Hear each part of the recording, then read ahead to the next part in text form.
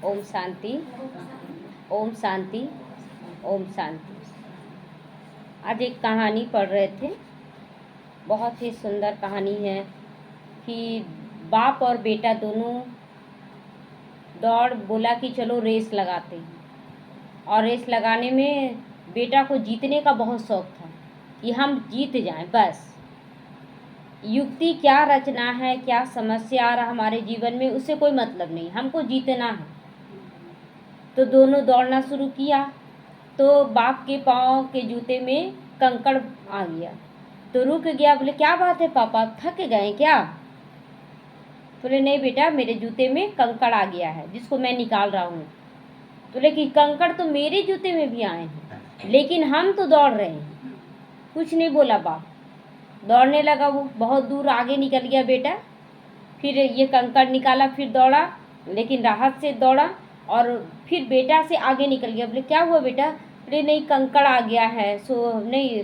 बोले कि दौड़ नहीं पाओगे? बोले नहीं नहीं दौड़ेंगे, हमको जीतना है। दौड़ने लगा लेकिन मंजिल के कुछ देर पहले उसके पैर से खून ही खून बहने लगा और वो रुक गया पूरी तरह से। देखा बाप भी, फिर दौड़ पापा पापा चिल्लाने लगा तो उसके पिता दौड़े हुए आए तो देखते, जूता खोलते तो देखे पूरा खून से लथपथ हो गया पैर। इससे क्या प्रेरणा मिल रहा है हम लोगों को? हमारे जीवन में समस्याएं बहुत सारी होती हैं और हम समस्याओं को लेकर चलते जा रहे हैं आगे, चलते जा रहे हैं आगे। एक समय ऐसा आएगा कि आप समस्याओं में घिर जाएंगे, आप मंजिल को प्राप्त नहीं कर पाएंगे। शरीर का बीमारी आ रहा है, शरीर का बीमारी आ रहा तो जैसे भी है तीर खींच के भी हम सेवा करने जाएंगे, ये जरूरी नहीं है। आप अपने शरीर को देखिए कि आप उसको कैसे ऊर्जा दे सकते हैं। आपको जो उपाय करना है शरीर के लिए उपाय कीजिए, क्योंकि इस शरीर द्वारा ही पुरुषार्थ करना है। लेकिन हम सोचते ना कि नहीं हमको तो सेवा करना, करते जाएंगे तो शरीर आपका साथ नहीं देगा। शरीर आपका एक घोड़ा है जो आपको मंजिल तक पहुंचाएगा, लेकिन जब आप उसको चारा ही नहीं दीजिएगा, उसको सही पोषण नहीं दीजिएगा तो वो आपका साथ देगा? नहीं देगा। जैसे उस बच्चे का हुआ कि कंकड़ रूपी समस्या को लेके चलने लगा, उसका पैर ही जख्मी हो गया, अंत में वो मंजिल तक नहीं पहुंचा। तो आज हम भी क्या कर रहे हैं कि समस्याओं को लेकर चल रहे हैं, ख़त्म करने की कोशिश नहीं कर रहे। और जब तक समस्या को ख़त्म हम नहीं करेंगे तब तक हमारे जीवन में आनंद होगा। लेकिन क्या समस्याओं को ठीक करने के चलते हम सेवा रोक दें या अपना पुरुषार्थ रोक दें? बिल्कुल नहीं, कुछ भी नहीं रुकेगा। उसको साथ साथ आपको सेवा भी करना, पुरुषार्थ भी करना और संभाल भी अपने आप को करना है। रुक जाएंगे तो बहुत लोग आगे निकल जाएंगे। देखिए कितना देर लगा कंकड़ निकालने में, उस बाप को कितना देर लगा होगा कंकड़ निकालने में? 1 मिनट या 2 मिनट लगा होगा। लेकिन 1-2 मिनट के कारण वो उसका पूरा पैर ही जख्मी हो गया और वो मंजिल तक नहीं पहुंच पाया। तो उसी तरह अगर बहुत तेज बारिश हो रहा, बहुत ज़्यादा परिस्थिति आ रहा, थोड़ा सा ठहरे, बाबा से योग लगाएं 2 मिनट, बाबा मुझे इस समय क्या करना चाहिए, ज्ञान का मनन चिंतन अंदर में करें कि आखिर इसमें क्या हमें समाधान करना है। जब आप समाधान को ढूंढना शुरू कर देंगे तो हर एक परिस्थिति के बाद आपको समाधान जरूर नजर आएगा और वो समाधान आपके अनुभवों को बढ़ाएगा। बहुत सुंदर सुंदर मैथ भी आता है ना, देखते हैं फेसबुक में भी कि बहुत अच्छा अच्छा मैथ आता है। इधर साइड से 3 लगाया कप, इधर से 3 कप लगाया और इधर से भी 3 कप लगाया, ऐसे 2-2 करके लगाया 4 भाग में, फिर 2-2 करके 4 भाग में, फिर 2-2, मतलब 4। टोटल कितना हो गया एक लाइन में? 8 हो गया ना, 2 8 हो गया। और बीच में 3 कप है, 3 कप को ऐड करने के बाद भी उतना ही हो, जोड़ने के बाद 8 ही हो। बड़ा अच्छा लगा हमको, बोले देखते कैसे करता।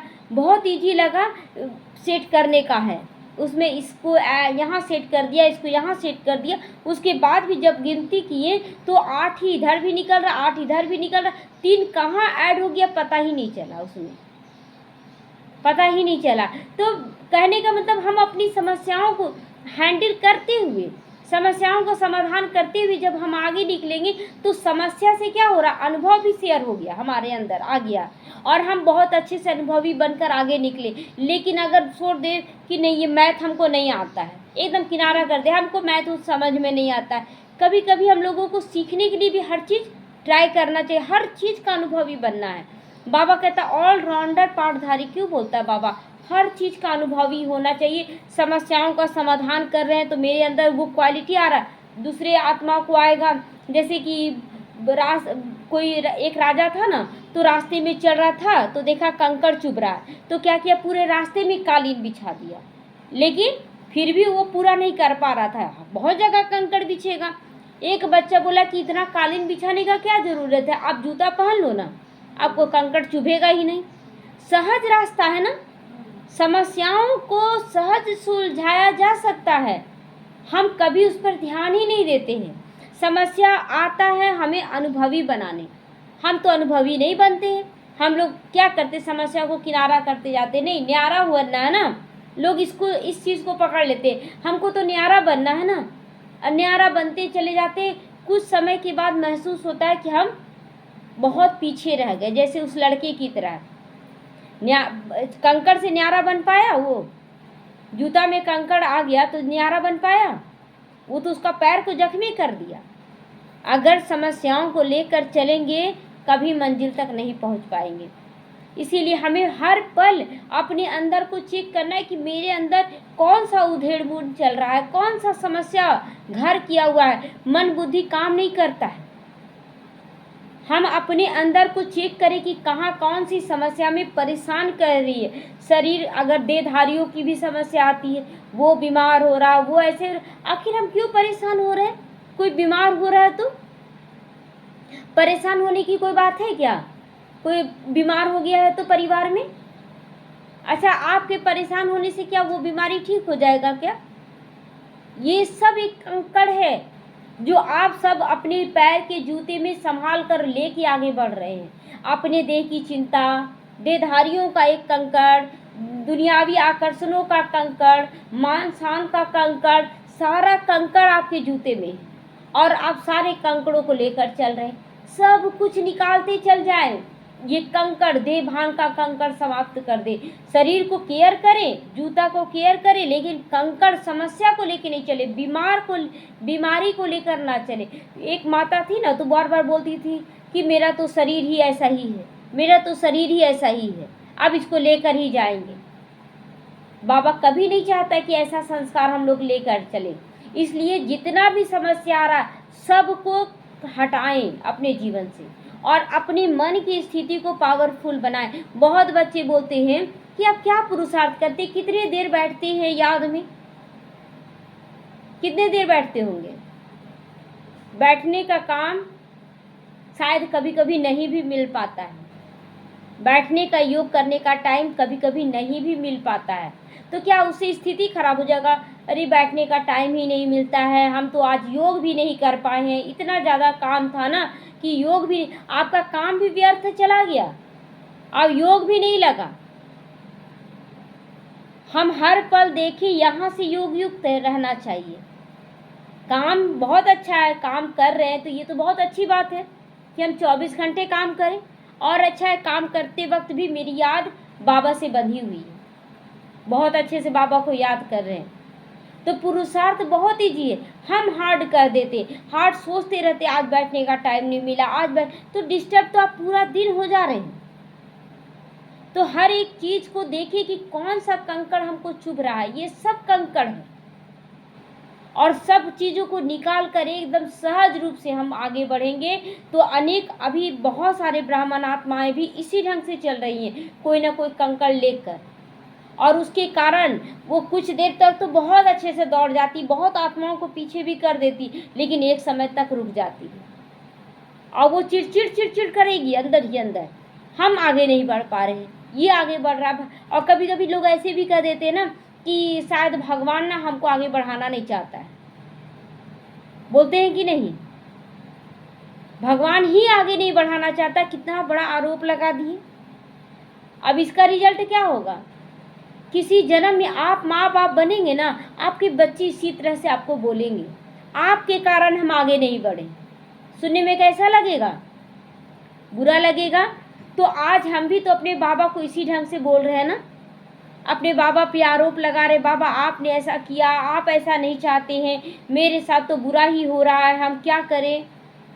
कोई भी बात आए बुरा नहीं लगना चाहिए, कोई भी बात में समाधान स्वरूप बनना है। हम अपनी स्थिति को पावरफुल रखें, तभी हम आगे निकल सकते हैं। चलते चलते कभी कभी ऐसा, एक बार एक राजा का क्या हुआ, एक हाथी था। तो एक हाथी था, तो वो बहुत अच्छा से युद्ध जिताता था। हाथी बहुत अच्छे से युद्ध जिताता था, लेकिन धीरे धीरे तो उम्र ढलता है ना, तो बुढ़ापे की ओर आने लगा घोड़ा उसका, हाथी। तो राजा बोला तो ये बूढ़ा हो गया, अब ये युद्ध क्या जीतेगा, इसको अस्तबल वहाँ रख दिया, अपना हाथी को वहीं पर रख दिया अपना, और रख दिया। बोला कि अब ये काम का नहीं रहा। अब हाथी के अंदर भी ये भाव आ गया कि अब हम किसी काम के नहीं रहे, किसी काम के नहीं रहे। तो एक दिन हाथी जा रहा था, रास्ते में पानी प्यास लगा, तो गया नदी के पास पानी पीने के लिए। जैसे ही पानी पीने लगा, उसका पैर दलदल में फंस गया था, और चिल्लाने लगा, कराहने लगा, हमको बचाओ बचाओ, मतलब अपनी आवाज़ में। उसकी आवाज़ को सारी जनता सुन रही है, तो सोची कि जरूर हाथी कष्ट में, तभी ऐसे चिल्ला रहा है। सब दौड़ने लगे कि चलो बचाना, लेकिन इतना बड़ा हाथी लंबा चौड़ा, उसको कैसे निकाला जा सकता है, उसको तो ऐसे ही दर्द हो रहा है, तो नहीं निकाल पा रहा। सभी लोग बहुत व्याकुल होने लगे कि क्या करें, निकल नहीं रहा। तो उसी समय से महात्मा बुद्ध गुजर रहे थे, और सभी लोग बोले कि महात्मा बुद्ध आप तो बहुत ज्ञानी हैं, सो देखिए ना हाथी का पैर दलदल में फंस गया है, उसको निकलवा दीजिए आप। तो आए महात्मा बुद्ध, देखे चारों तरफ क्या है, तो समझ गए, वो तो सब कुछ जान रहे थे उसके मन की स्थिति।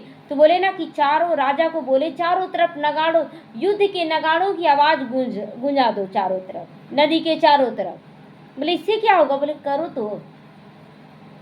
और जैसे ही युद्ध का नगाड़ा गूंजने लगा, हाथी को लगा युद्ध स्टार्ट हो गया, उसका ध्यान कीचड़ से हट गया, उसका ध्यान चला गया युद्ध के नगाड़ों में। तो उसके अंदर जो शक्ति थी ना, वो सुप्त हो चुकी थी, सो गई थी।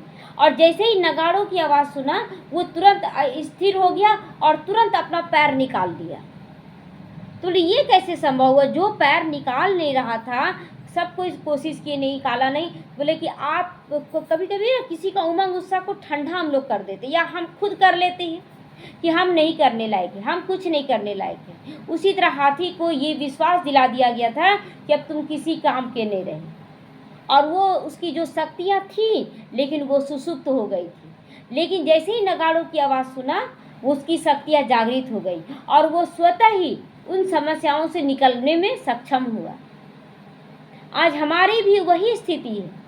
हम लोग सोचते हम नहीं निकाल पा रहे, हम नहीं निकाल पा रहे, क्योंकि हम बिजी हो गए हैं।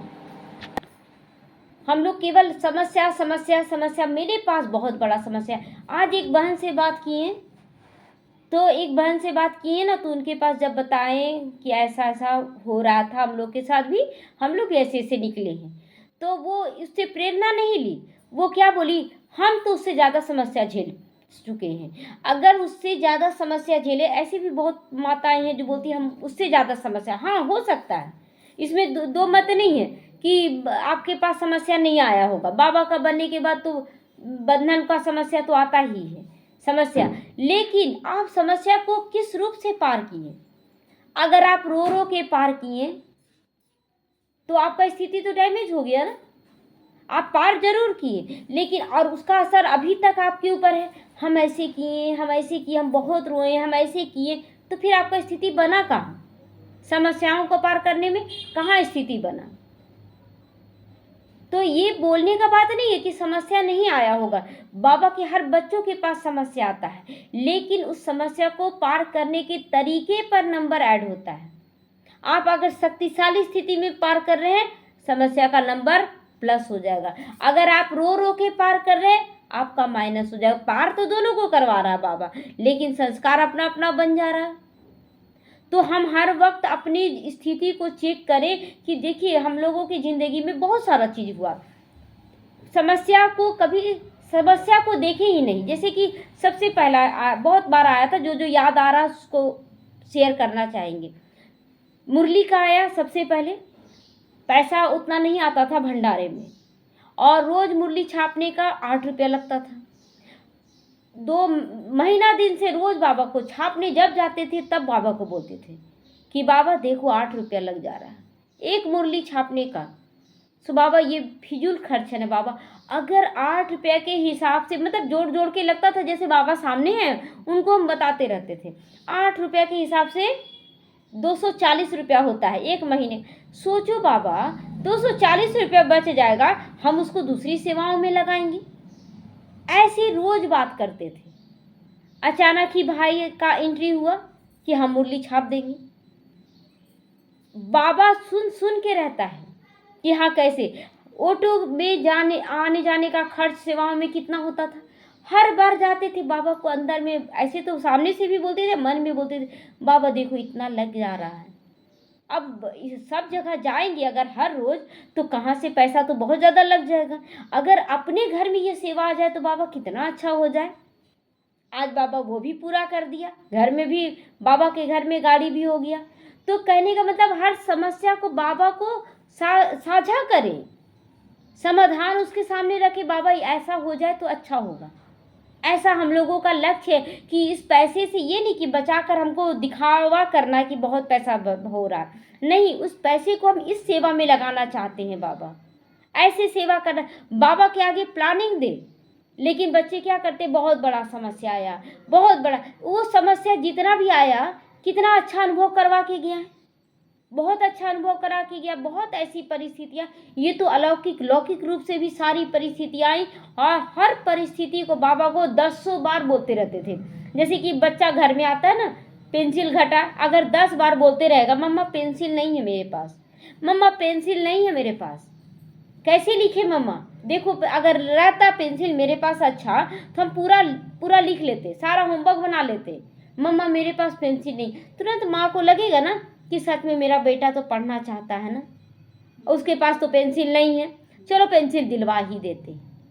इसी तरह हम अपनी समस्याओं को बाबा के आगे साझा करें और हम उस पर बताएं कि हम इससे कैसे निकलकर कुछ और करना चाहते हैं।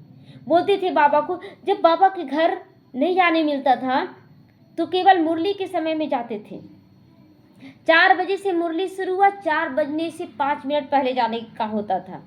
अब क्या करते थे, भोग बनाना रहता था जिस दिन, तो भोग को चढ़ा देते थे। जैसे खीर हुआ तो खीर को चढ़ा देते थे और एकदम आँच को एकदम धीमा करके छोड़ देते थे, और उसके बाद जब मुरली हो जाता था तो देखते थे हो गया। उसके बाद जब तक योग लग रहा इधर, और जाकर फिर ठीक करते थे, सब सारा चीज़ मटेरियल डालते थे, मिला उला के भोग तैयार करके ठंडा करके पानी में डाल के कटोरी को, उसके बाद लाते थे भोग लग।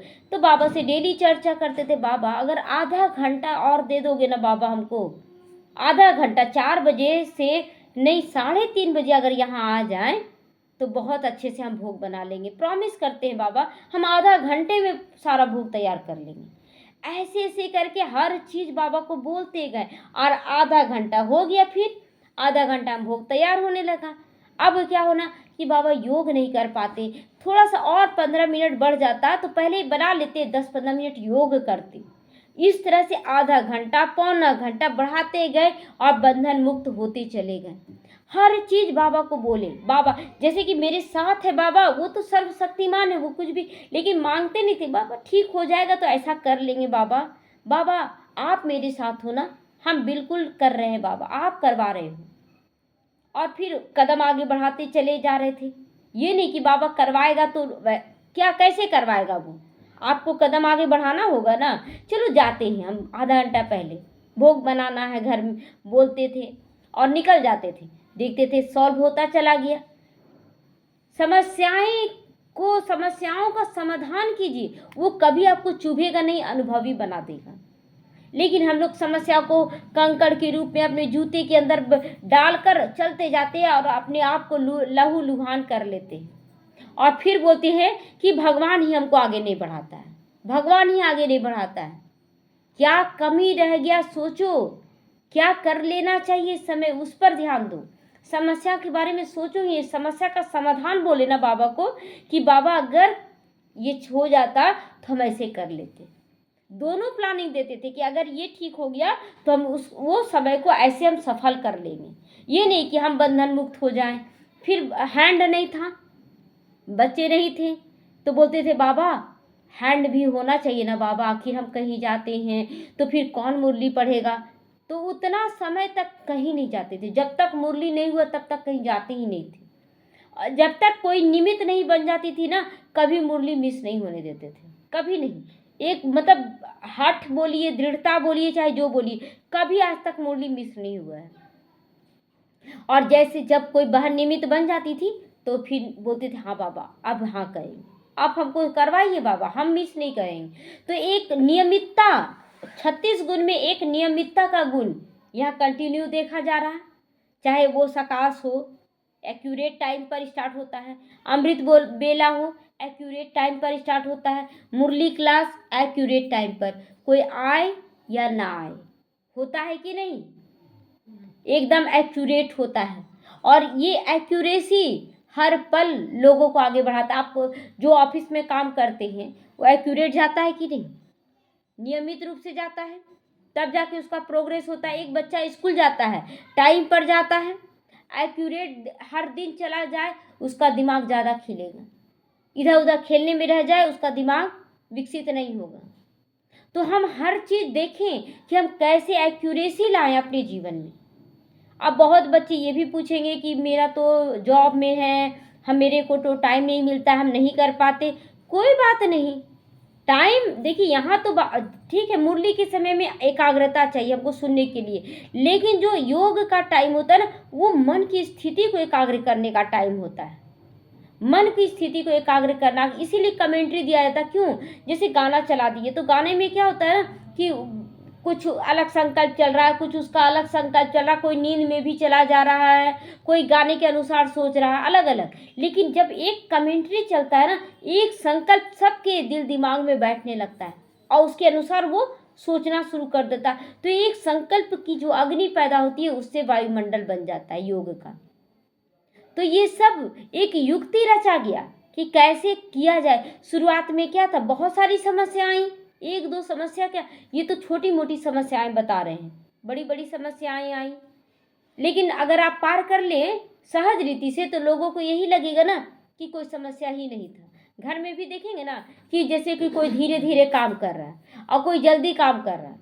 जो जल्दी काम करके बैठ गया तो उसके लिए बोलेंगे नहीं कि उतना काम थोड़ी था, और जो धीरे धीरे ये बहुत काम कर रही है, दिन भर लगी हुई है काम में, होता है ना। बस उसी तरह समस्याओं का समाधान करने का स्थिति है कि अगर हम कर लिए तो बहुत अच्छा, कोई समस्या ही नहीं।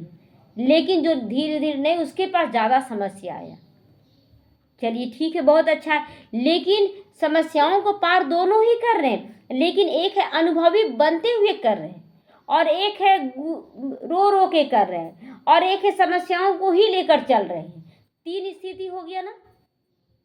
सबसे पहले तो समस्याओं को लेकर जो चल रहा है वो हार जाएगा। उसके बाद कौन हारेगा? जो समस्याओं को रो रो कर पार कर रहा वो भी हारेगा। लेकिन जो समाधान स्वरूप बनकर मन बुद्धि को एकाग्र करके आगे बढ़ रहा है वो विजयी होगा। और यही चीज़ आज मुरली में भी आया ना, सुबह की मुरली में, कि अंतिम समय में समस्याएं आएंगी और जो उस समय भी अचल अडोल रहेगा वही पास विद ऑनर होगा। तो कितना सहज है पद देना सबको। बाबा केवल निर्धारित करेगा कि हाँ इसको ये पद मिलेगा, लेकिन हम खुद तय करके देंगे उनको रिजल्ट। बाबा केवल टिक मारेगा हाँ ठीक है, लेकिन हम लोग अपना रिजल्ट स्वयं देंगे। हम इस पद के लायक नहीं हैं, हम इस पद के लायक नहीं, अपने आप होगा ये चीज़। शुरू में लगता था कि कैसे बाबा निर्धारित करेगा, सारे बच्चे तो बहुत अच्छे हैं। अब जाके मालूम पड़ता है कि बच्चे चाहे 50 साल से चल रहे हैं क्यों ना, अगर स्थिति मजबूत नहीं तो वो भी गुलामी कर रहे हैं, माया का गुलामी कर रहे हैं, प्रकृति का गुलामी कर रहे हैं। और गुलाम क्या बनेगा? दास दासी ही तो बनेगा ना। तो हम चेक करें कि हम कहाँ दास दासी बनने का गुण ले रहे हैं। ओम शांति।